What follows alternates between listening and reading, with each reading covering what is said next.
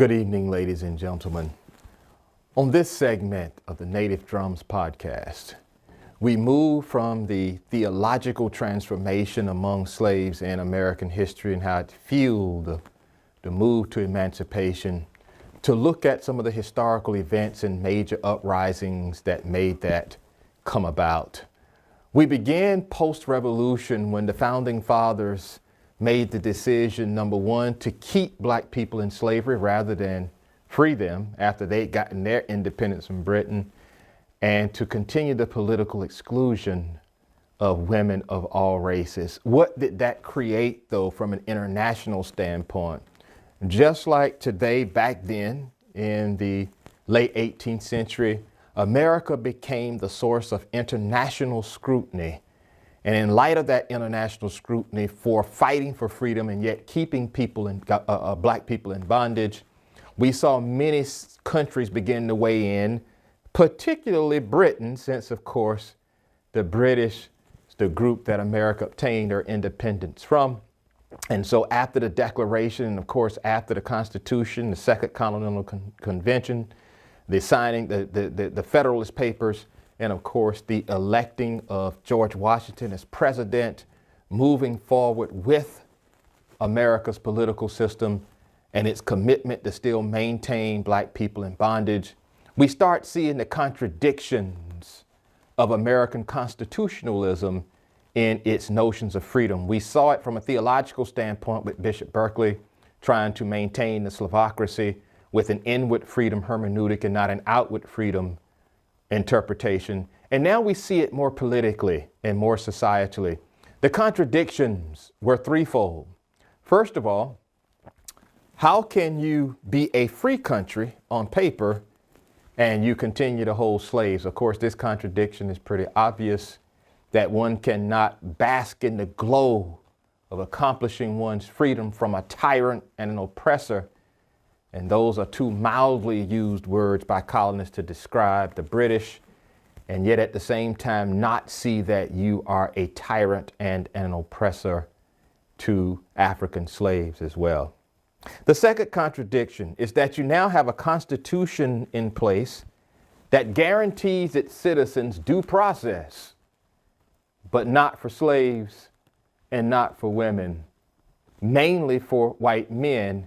And of course, the beginning of white male privilege begins in an uninterrupted way in the history of America. We have the colonial life in which they were free, but not fully free. Now we have the United States of America where white men are fully free and of course do not extend those same constitutional freedoms to its slaves and to its women. And of course, the third contradiction is that America wins its freedom from Britain with slaves who fought to help them get their freedom, with the promise that they would be free if they were able to, the colonists were able to defeat Britain, and at the same time reneged on that promise after the war and kept Africans as slaves. And so the slaves helped the colonists get their freedom from Britain. And at the same time, even though they're promised freedom, the colonists, now Americans, renege on that promise, puts them back in slavery, which will go essentially unchanged for close to 8 decades. But as we move into the 19th century, as I said in the previous segment, we begin to see major uprisings. We talked in the last segment about the uprisings, the insurrections actually, from Prosser, Vesey, and Turner in Richmond, Charleston, and Southampton, Virginia, respectively. But I also want to bring to our attention 3 other uprisings that really encapsulated the dogged determination that people of African descent, and in this case, one white man had, in fueling anti-slavery sentiment over and against pro-slavery antagonists. As we move into the 18th century, also, we're going to see in Washington, D.C., more political antagonists from both sides of the aisle, and our major parties continue to spar over what will be the status of the states that are going to be created as America moves west from its colonies, whether they're going to be slave states or whether they're going to be free states. And this is going to fuel the fire of pro-slavery until we get to the Civil War. And so looking at Prosser, Vesey, and Turner and their uprisings, we see three men who have been called to the ministry to make the case that God's favor is on the revolutionaries who decide to fight against their oppressor. And of course, they maintain that the colonists were right to fight to get their independence from Britain, and that in light of that, they are equally right for fighting against now white American men, mainly from a socio-political standpoint, to obtain their freedom from them as well. Three other uprisings. The first one in 1839, the Amistad Mutiny. Many of you saw the movie Amistad, very, very well done several years ago. In 1839, the Amistad Mutiny happened with a ship carrying the Mende people from Sierra Leone leaving Spanish Cuba en route to America, and it's actually overtaken by the Mende people. The historic background to this is that supposedly importations of slaves had stopped in 1808 and really in 1750, but in 1808 in earnest, and this is 31 years later, 3 decades up from 1808, and we see, particularly in the dead of night, so that they won't get caught, importation still bringing slaves in from Africa, even 210 years up from its inception. And of course, in earnest, it was supposed to end, importations that is, in 1750. And so almost a century after it was supposed to have ended, we still see shipments of slaves coming into America. The ship in this case, though, is overtaken by the Mende people. And of course, most historians mark it as the first recorded takeover of a slave ship. In previous importations, slaves were able to get loose from their chains and jump into the Atlantic in order to keep from coming to America and becoming slaves. But the Mende people of Sierra Leone overtake the Amistad, and it is the first recorded takeover of a slave ship in American history. And more particularly, of course, as importations now are supposed to be illegal, America's own legality gets them in trouble relative to the ruling on these slaves coming in from Sierra Leone, and more particularly from Spanish Cuba. The Supreme Court itself rules in 1841, after an extended hearing, that the 35 survivors of the Mende people from Sierra Leone had been illegally abducted from Africa because importations are now outlawed. And the Supreme Court, believe it or not, in 1841 really had no choice because it was the law now, ordered their return to Sierra Leone forthwith or immediately. It is one of the first instances in which people of African descent got a favorable ruling from a group of white men on a major political decision, and in this case, economic decision in the courts. And so it was celebrated as a major milestone in American history, that even though slavery is still going on legally, that the Supreme Court made the right decision relative to the Mende people from Sierra Leone, and in light of that, ordered that they be returned to Sierra Leone forthwith. Their major argument was made by attorney and actually former President John Quincy Adams, who had owned slaves himself, but of course had sold the slaves and it did a 180 relative to slavery, and of course was their most outspoken proponent and their biggest advocate in the courtroom itself, as he did an outstanding job in defending the Mende people in Sierra Leone in their case before the Supreme Court, arguing that their humanity is created by God just as a white man's humanity, and that in seeing humanity in them, it represents the biggest challenge of European men, and particularly white American men, in terms of how they view not only people of African descent, but in light of that, how they view the Slavocracy itself and whether it is congruent with God's will. John Quincy Adams, of course, argues that it's incongruent with God's will and does an outstanding job in his closing argument. Not only did the Supreme Court rule in favor of the Mende people on the Amistad, but they actually use American tax dollars to finance the trip back to Sierra Leone. And the American government, again, a precedence here, and not only ruling that the slaves were illegally abducted, that the Mende were illegally abducted from Africa, but also to finance their trip back to Sierra Leone. And so that mutiny was not only good for America legally and for slaves, but it also went to show just how far African people were now willing to go in 1839 to secure their freedom and not be readily taken into bondage without a major fight, even a bitter fight to the death. And it's that major fighting, that bitterness relative to bondage that really began to convince a lot of pro-slavery antagonists to become anti-slavery in their outlook. And they connected that rebellious spirit, that bellicose spirit from black people, not as them being naturally or innately criminal, but more importantly, they interpreted it as them being children of God who could not stand bondage because they were created in freedom. The second major uprising, Harriet Tubman's Underground Railroad.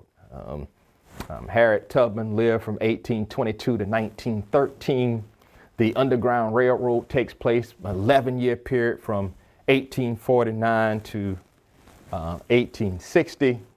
Harriet is a slave that escapes to freedom on September 17th, 1849. She's approximately 27, 28 years old. And of course, escapes to Philadelphia.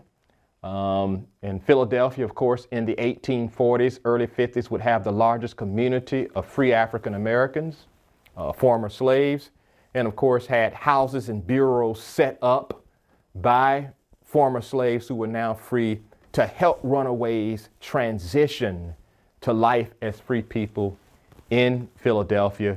And of course, that's where Harriet took most of her slaves to Philadelphia because she was familiar with the layout and the landscape. She's most famous for leading over 200 slaves to freedom, over 15 trips along the Underground Railroad from 1849 to 1860. Made more remarkable with the passing of the Fugitive Slave Act in 1850 that even enlisted the federal government to capture runaway slaves and return them to their master. It was a last-ditch effort on the part of Southern politicians in Washington to try and maintain slavery. And even with the passage of the Fugitive Slave Act, Harriet made 15 trips along the Underground Railroad and never lost a slave in any of the 15 trips. Of course, she said later in her life, I freed over 200 slaves, freedom in 15 trips. I could have freed more than those 200. Problem is, they didn't know that there were slaves. And so her famous quip in the Reconstruction period about the Underground Railroad. It's also important to note that the Underground Railroad was not just Harriet Tubman's baby. It was a multiracial working of both blacks and whites that were sympathetic to the anti-slavery cause, helping to create different routes, which made it difficult for slaveholders to capture runaways and bring them back to the plantation. They had routes leading from Florida up the Atlantic seaboard up to Philadelphia. And they had routes leading from rural South Carolina, Georgia, North Carolina up to, of course, Philadelphia. They had routes running from the Mississippi area, Missouri area, up to Chicago, and of course, up to Wisconsin, what would become the Wisconsin Territory, what would become the Wisconsin state of Wisconsin later. And of course, they even had a passage from Western New York over into Toronto, Canada, from Detroit over into Toronto, Canada as well. So it was a very, very complex system, the Underground Railroad, which took decades to create. Some historians said they started building the railroad and the routes as early as 1820, as it begins in earnest in the mid 1840s and into 1850. And so it wasn't just her baby, that it was a coalition of like-minded people who decided that slavery was the biggest sin and worked to end it. Harriet also goes on to work for the Union Army in the Civil War as a general in Beaufort, South Carolina in 1862, and of course becomes one of the major activists in the women's rights movement until her death in 1913, as this begins in earnest in the early 1900s. And of course, in 1920, we see women being extended the right to vote for the first time in American history. And so 7 years up from her death, watching from above, I'm sure she sees women being given the right to vote, and sure was smiling from heaven as a result of it. And of course, the third major uprising happened in 1859. And of course, this is John Brown's raid on Harper's Ferry, Virginia. In this sense, John Brown was a white minister, an abolitionist who worked with black ministers for the abolitionist cause, for the anti-slavery cause. Both black and white people thought that Brown was kind of eccentric. He had an eccentric personality. In fact, he had 21 children and had a very eccentric personality. And some people were leery, both black and white were leery of John Brown, but very, very well known. He was critical of the religious approach of white ministers who preached a pro-slavery doctrine. He said that moral suasion sermons do nothing to inspire change. The only thing my people understand, meaning white people, is violence. And so he was committed to, like the insurrectionists, he was committed to violent uprising and violent overthrow of the government as we came to know it and understand it. And so John Brown is this white anti-slavery minister. Brown actually led 3 previous rebellions against pro-slavery proponents in Kansas in 1856, 3 years earlier. And of course, the fight, as I said earlier, was over whether Kansas and other Midwestern states would be slave states or whether they would be free states. In fact, that's what the Fugitive Slave Act of 1850 was about as well. It was supposed to be connected to the Compromise of 1850, where those states were understood to be free states and not slave states. And of course, it is this debate, this dogged debate, that's going to lead us into, unfortunately, a civil war. And so because he almost lost his life twice in those previous rebellions in Kansas, Brown said, and I quote, "God sees it, that my death is imminent."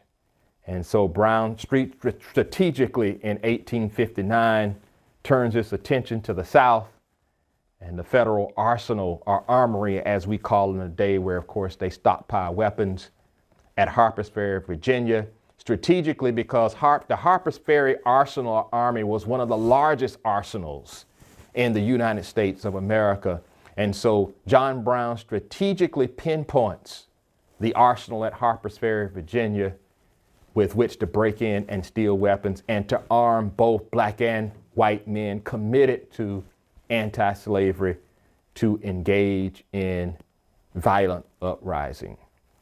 And so on October 16th through the 18th, this 3-day uprising in 1859, Brown leads a raid with other slaves, but actually few slaves joined the raid. It consisted mainly of white men and free black men. Very few slaves joined the raid because they thought that Brown was just too good to be true. They thought that Brown was trying to set them up and get them killed.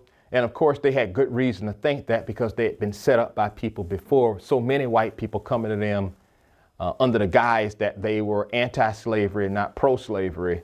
And of course, set them up for harsh punishment from the slave master once they tried to run away and ran them right into the slave holder and his posse. And so slaves in Virginia were actually leery of Brown and was not quick to jump into this seemingly too good to be true raid on Harper's Ferry, Virginia, with the intent of arming slaves for insurrection. And so he was hoping, of course, by stealing these in 1618 to 59, by stealing these weapons, that he was hoping to start a liberation movement in Virginia and in North Carolina, in both states, because, of course, those to him were key states, Virginia and North Carolina, in terms of turning this tide of slavery. And so he strategically picked Virginia and, of course, North Carolina. And so the intent was to seize the armory so that you could arm slaves for insurrection. He actually ends up killing 7 Army men and injuring 18 Union men, unfortunately. But he kills 7 and he injures 18. But within 36 hours, most of Brown's men not killed were captured by farmers, militiamen, and of course, the Marines were called in to put down the insurrection. And so it lasted about 36 hours. And by October the 18th, 1859, the insurrection had been put down. Now, this was different for Brown, namely because he had been successful in the previous insurrections in 1856, and now he has been caught in this one. He had the inkling that he would be caught. As he said, my death is imminent as God sees it. And he knew that cracking Harper's Ferry would be much tougher than cracking the arsenals and the armories in Kansas. And so, true to his sentiment, he was captured. When he was captured, he was charged, number 1, with treason against the state of Virginia, which is, of course, a crime punishable by death, unfortunately for him. He was charged with murdering 5 men. He actually killed 7, but he was charged with killing 5. And more particularly, as you might suspect, thirdly, he was charged with inciting a slave insurrection. And so in light of inciting the insurrection, treason against Virginia, and murdering 5 men, John Brown was found guilty on all 3 counts and was sentenced to hanging, which of course was the form of capital punishment in America at that time. In fact, it was the first form of capital punishment. And Brown is going to be found guilty on all 3 counts and executed by hanging on December the 2nd, 1859. But these 3 insurrections proved invaluable to striking a chord in the pro-slavery community about slavery's physical impact on Black people and its moral impact on America and its image throughout the world. You had people willing to take on America and risk all, including, as you see with John Brown here, even death. And we saw also with Harriet Tubman with the Underground Railroad. Even though she was not caught and hanged, she would have been if she had gotten caught. People even willing to risk the life that they do have because they have now in their minds, dealing from a divine standpoint, had given over their lives to God for the cause of Black liberation. And so this would be used by other countries to criticize America, that you call yourself a free country and you have all of these insurrectionist activity. You have these uprisings going on. You're even trying to bring in more slaves from Sierra Leone, and yet you talk about these constitutional freedoms that everyone on your soil has, and yet you are engaged in light of that in the height of hypocrisy, and you really need to address this issue, and you need to address it immediately. In addition to these uprisings, I want to call your attention to the publication of 4 major works, 3 books and 1 periodical that went a long way in hammering the moral legitimacy of slavery, and that slavery should end not only on moral grounds, but it should also end on theological grounds. As I mentioned to you in the previous segment, we began in 1830, David Walker's appeal to the colored citizens of America. One of the most important literary tracts written in the last 500 years, period, let alone as it addressed American racism. A complete sweep of not only contemporary history, but of ancient history as well, using those examples and comparing them to America and the way white people treat black people in America, looking at it from the standpoint of history, looking at it from the standpoint of black bodies, even a chapter in there looking at it from, of course, the wretchedness, as he calls it, of humanity in light of Jesus Christ. And so he even devotes a chapter to Jesus himself and how Jesus has been used to justify white supremacy in contradistinction to the God of liberation that we read about in the Bible. It's a dogmatic work. It's a festschrift. It's a work that I recommend to everyone. It is a manifesto of the highest order. And so if you have a weak stomach, don't read it. But if you do have a strong stomach, please read it. He is relentless in his condemnation of racism, white people, and of course in his intellectual sweep of its comparison to other great kingdoms as well, but those that ruled in injustice and ultimately led to their decline and demise. William Lloyd Garrison, a white man, writing in Boston, an anti-slavery proponent, starts in a periodical called The Liberator. And he would make a contribution in each of these publications when it came out once a month. But he also would issue a call to those who could write, namely his white friends, but even black people who could write, to submit an article in defense of the anti-slavery argument and to argue why slavery from a moral standpoint should be ended. And so in this Liberator organ that he starts, or the Liberator in 1831, William Lloyd Garrison calls for the immediate, not the gradual emancipation of slaves. And of course, this is still 29 years up from the Civil War. And so Garrison is really throwing down the gauntlet of liberation here by referring to his organ as the Liberator. And of course, getting multiple contributions from his friends, submitting articles attacking the moral and theological legitimacy of slavery. Frederick Douglass, in his publication, Narrative of the Life of Frederick Douglass, an American Slave.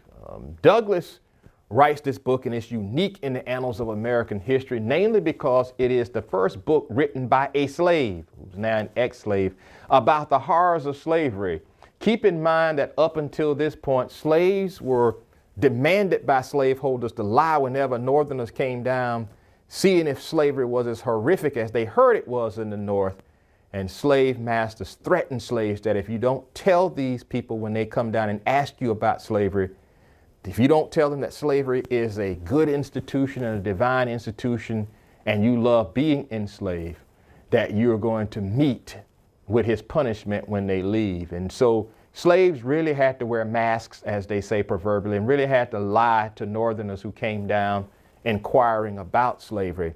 But Douglass was able to escape the slavery, write this book. He was taught how to read and write by his slave master's wife, who just took a liking to him, until his slave master found out. But even then, Douglass took a little bit of his money, as he got a little salary from his slave work, and paid white kids to teach him some of the further rudiments of writing and sentence construction beyond what his slave master's wife taught him.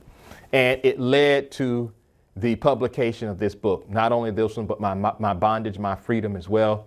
And of course, in 1852, on July 5th, What to the Slave is the 4th of July, as he makes the distinction between the 4th of July and Independence Day as white people settle it, as white Americans celebrate it, over and against black people who are still slaves and don't have a July 4th to call Independence Day, because it's white people's independence and not black people's. Also a great read if you get an opportunity. But this book was the first of its kind because it's written by an ex-slave about slavery.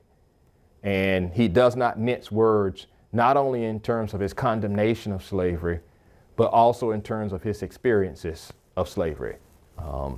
One of which, of course, he was a rebellious slave, particularly as he started to learn to read. And he would say when he became an adult that knowledge makes a man unfit to be a slave. And he became even more rebellious. And what would happen in slavery is that if you were a rebellious slave, your slave master would pack you up and send you to something called a slave breaker, a nearby plantation. And the slave breaker's job was to make you more docile and to have you engaged in merciless work and merciless whippings in order to get you to be more docile, more pious, and readily accepting of your enslavement. And of course, Douglas was sent to this slave breaker, and he actually ended up getting into a fist fight with this slave breaker. And of course, he called this slave master and told his slave master to come get him. The slave breaker did, because in that fight, Douglas beat him pretty well, which shows you his rebellious nature. And of course, as he's brought back to the plantation of his original slave master, he's whipped mercilessly. But it would be one of the last times he is, as he escapes to freedom and writes this book in 1845 at 27 years of age. And so it sent a shock wave to those who could read through the nation that these types of atrocities were still going on in plantation life. And in Douglas' case, he was in Maryland, considered a moderate state racially in reference to slavery. But Douglas showed that Maryland was one of the harshest states, particularly in his experience in the Slavocracy itself. And of course, the other publication, the fourth one, Harriet Beecher Stowe's Uncle Tom's Cabin, written in 1852. This was the widest selling work in America in the 19th century, believe it or not, other than the Bible. Second only to the Bible in sales. It's read widely. And of course, Stowe argues in this book, Uncle Tom's Cabin, that's told through the life of Uncle Tom, that in essence, Christian love can overcome and should overcome slavery. That if we understand Christian love at its highest essence, then it will compel us to love our fellow human being and not enslave our fellow human being. And of course, Harriet Beecher, her maiden name, she grew up in Connecticut. She was actually a school teacher. And she grew up in an abolitionist home. Her father and mother worked in abolitionist causes and instilled that in their daughter as well. And she decides to write this book in 1852, condemning slavery, and of course putting it in novel form through the life of Uncle Tom. Unfortunately, of course, from this book, we get the pejorative term Uncle Tom as someone who is pious and readily accepting of their oppression, and someone who sees slavery as a moral virtue. But this was not the Uncle Tom she was describing in her book at all. And so unfortunately, that pejorative connotation got attached with this book. But the book was really about Christian love. It was about how to love other people, people who look like you and people who don't look like you. And that if we are committed to Christian faith, that should not make a difference in how we treat people. And of course, it strikes at the core of America's Christian values, particularly from a biblical standpoint, because it refers us back morally to the golden rule: treat others the way in which you would like to be treated. And so it's a simple argument, but a powerful argument with this book, as she chronicles the life of Uncle Tom and his life, his pedestrian life, in his cabin and his daily life, as he sought to extend Christian love to everyone in which he came into contact. And so these four major publications, Walker's Appeal, Garrison's The Liberator, Douglas's Narrative, and of course, Harriet Beecher Stowe's Uncle Tom Cabin, really went a long way in breaking the back morally of slavery. The pen can be mightier than the sword. And these four authors here prove that the pen can be mightier than the sword. And in light of that, went a long way in ending slavery as we knew it in terms of its widespread appeal and its widespread approval.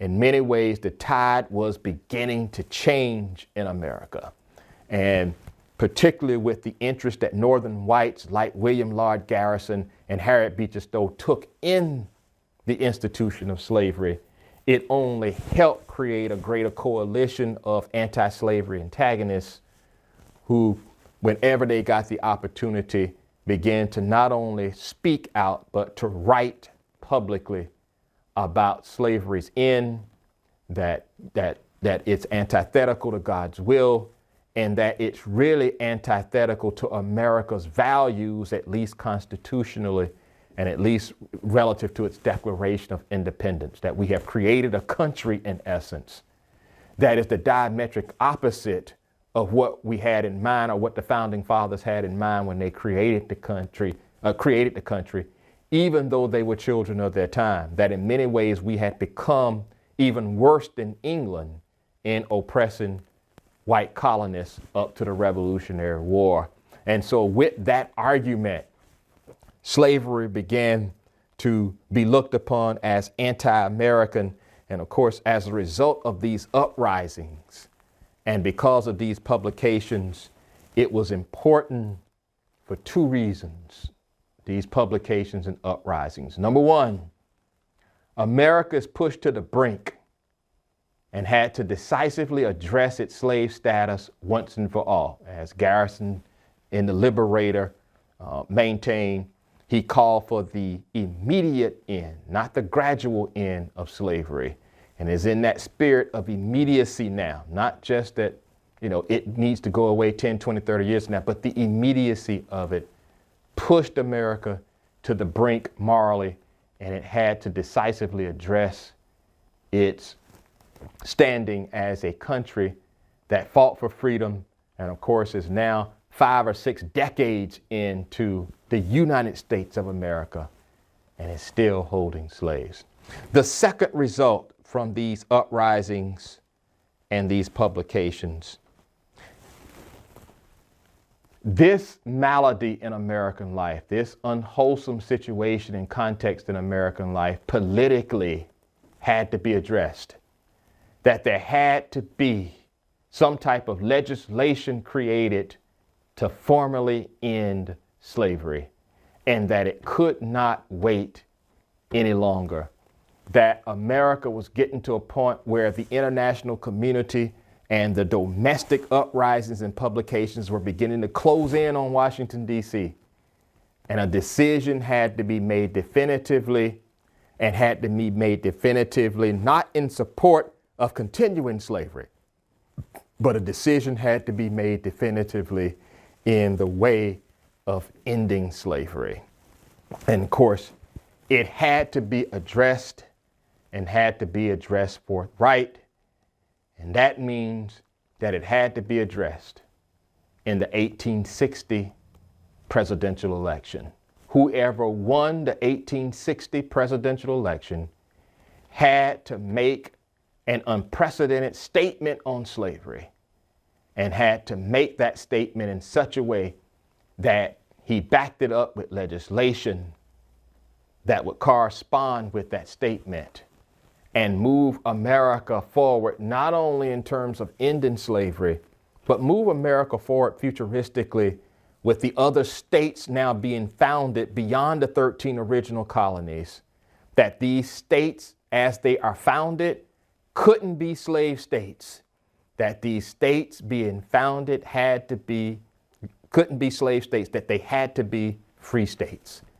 And as a result of that, we're going to see Southern states then begin to secede from the Union as Abraham Lincoln is elected president of the United States, and anticipating some type of anti-slavery legislation. You're going to see Southern states secede from the Union, beginning with our own South Carolina on December 20th, 1860, just a few weeks after Abraham Lincoln is elected president. It is the first state to secede from the Union, the last state to come back. And of course, we see the founding in 1861 of the Confederate States of America, And they're going to become white political separatists who demarcate themselves morally, theologically, historically, anthropologically from the United States of America on the issue of slavery. And it's going to lead us, unfortunately, into civil war. It is to the 1860 presidential election, the Civil War, and its aftermath, and the passing of the 13th, 14th, and 15th Amendments that we will turn our attention to in the next segment. Thank you for listening. Good night to all, and have a great evening.